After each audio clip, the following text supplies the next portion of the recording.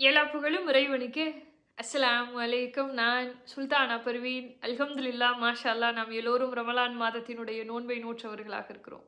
நீங்களும் நானும் செய்யக்கூடிய நல்ல அமல்களை எல்லாம் வல்ல அல்லாஹ் ஏற்றுக்கொண்டு அதற்கான முழு பலனையும் முழு கூலியையும் அல்லாஹ் தாலா உங்களுக்கும் எனக்கும் தந்தருள்வானாக. ஆமீன்.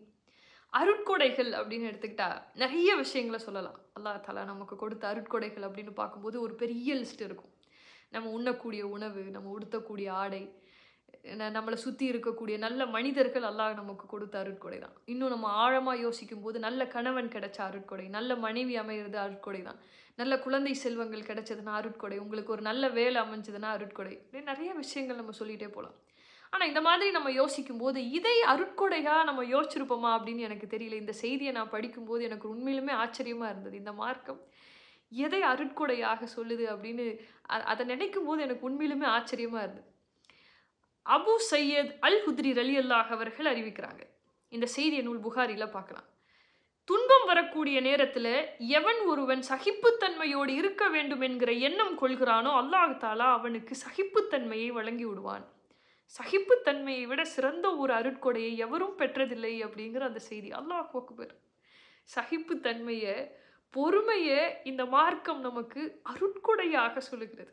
இந்த உலகம் எப்படி இருக்குது, நம்மளை சுற்றி இருக்கக்கூடியவங்களாம் நம்ம ரொம்ப பொறுமையாக இருக்கும்போது அல்லது சகிப்புத்தன்மையோடு நம்ம நடந்துக்கும் போது நம்மளை பார்த்து என்ன சொல்லுவாங்கன்னா, ஏமாளி அப்படின்னு சொல்லுவாங்க. பொழைக்க தெரியாத மனுஷன், இப்படியே இருந்தனா எல்லாரும் உன்னை ஏமாத்திடுவாங்க அப்படின்னு சொல்லுவாங்க. ஆனால் அல்லாஹ் தாலா எப்படி சொல்கிறான் அப்படின்னு சொன்னால், நீ 2 உலகத்துலையும் ஜெயிக்கணும்னு முடிவு பண்ணிட்டேன்னா நீ பொறுமையோடு இரு அப்படின்னு அல்லாஹ் தாலா சொல்கிறான். திருக்குரானில் 3வது அத்தியாயம் 200வது வசனத்தில் அல்லாஹ் தாலா வாக்கு கொடுக்குறான். மூமீன்களே, பொறுமையுடன் இருங்கள், சகிப்புத்தன்மையை கடைபிடியுங்கள், ஒருவரை ஒருவர் பலப்படுத்திக் கொள்ளுங்கள், அல்லாஹ்விற்கு அஞ்சிக் கொள்ளுங்கள், உலகத்திலும் உங்களுக்கு நான் வெற்றியை கொடுப்பேன். அல்லாஹ் அக்பர்.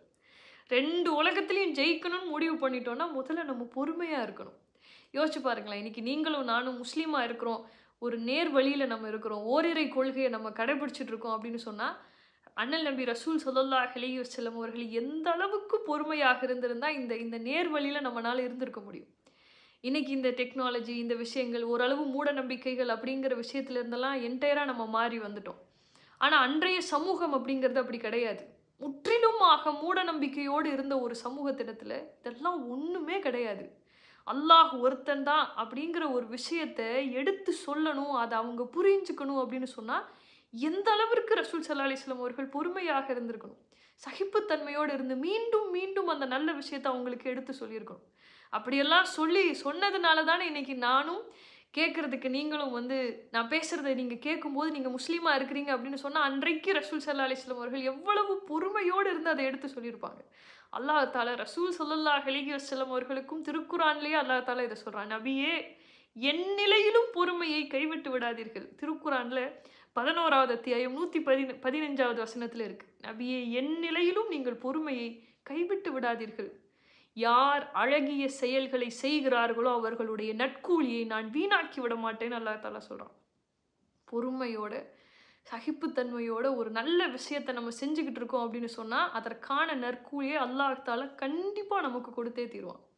அதை விட எனக்கு பிடிச்ச வசனம் அல்லாஹ் தாலா எப்படி சொல்கிறான் பாருங்களேன். நம்மெல்லாம் நிறைய தப்பு பண்ணிவிட்டு, அல்லாஹ் என்னை மன்னிச்சிடு, நான் இந்த தப்பு செஞ்சுட்டேன், இதை எனக்கு மன்னிச்சிடு, தெரியாமல் பண்ணிட்டேன் இறைவா, நான் தெரியாமல் பொய் பேசிட்டேன், தெரியாமல் இப்படி தப்பு நடந்துருச்சு, என்னை மன்னிச்சிருன்னு ஒரு நாளும் இறைவனிடத்தில் மன்னிப்பு கேட்டுட்ருக்கோம். அந்த மன்னிப்பெல்லாம் அங்கீகரிக்கப்படுது. அல்லாஹ் தாலா நம்மளை மன்னிச்சிட்டானா அப்படிங்கிறது நமக்கு இங்கே இந்த உலகத்தில் தெரியாது, நம்ம அங்கே போனால் தான் நமக்கு தெரியும். ஆனால் அல்லாஹ் தாலா இந்த விஷயத்தில் நான் உனக்கு மன்னிப்பு கொடுக்குறேன்னு அல்லாஹ் தாலா சொல்கிறான். திருக்குரானில் 11வது அத்தியாயம் 11வது வசனத்தில் அல்லாஹ் தாலா சொல்லுகிறான். அல்லாஹ் அக்பர். எவன் ஒருவன் துன்ப நேரங்களில் சகிப்புத்தன்மையுடன் நற்கர்மங்களை செய்கிறார்களோ அவர்களுக்கு மன்னிப்பையும் நற்கூலியையும் வழங்குகிறேன்னு அல்லாஹ் தாலா சொல்கிறான். நான் உன்னை மன்னிக்கிறேன்னு அல்லாஹ் தாலா சொல்லக்கூடிய ஒரே விஷயம் பொறுமைக்கு மட்டும்தான். இப்போ நீங்கள் யோசிச்சு பாருங்களேன், பொறுமையோடு இருக்கிறீங்கன்னு சொன்னால் உங்களை நான் மன்னிச்சிருவேன்னு அல்லாஹ் தாலா சொல்கிறான். பொறுமையோடு நம்ம இருந்துட்டோன்னு சொன்னால் நம்ம தப்பே பண்ண மாட்டோம் இல்லையா?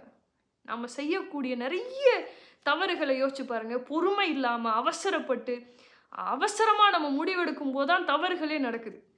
அல்லாஹ் எப்படி நம்மளை பேலன்ஸ் பண்ணுறான் பாருங்கள். எந்த அளவுக்கு அல்லாஹ் தாலா நம்மளை நேர்வழியில் கொண்டு வரான். நீங்கள் பொறுமையோடு இருங்க, உங்களுக்கு நான் மன்னிப்பு கொடுக்குறேன். நீங்கள் பொறுமையோடு இருங்க, உங்களுக்கு நான் நற்கூலிகளை வழங்குகிறேன். நீங்கள் பொறுமையோடு இருங்க, 2 உலகத்திலையும் உங்களை நான் வெற்றி பெற செய்கிறேன்னு அல்லாஹ் தாலா சொல்லும்போது, அந்த பொறுமை அப்படிங்கிற விஷயத்த முடிஞ்ச அளவுக்கு நம்ம கெட்டியமா பிடிச்சுக்கணும். அந்த பொறுமை அப்படிங்கிற அந்த குணத்த, சகிப்புத்தன்மைங்கிற குணத்த அல்லாஹ் தாலா உங்களுக்கும் எனக்கும் வழங்கணும்னு இந்த ரமலான்ல நம்ம துஆ செய்வோம். அஸ்ஸலாமு அலைக்கும்.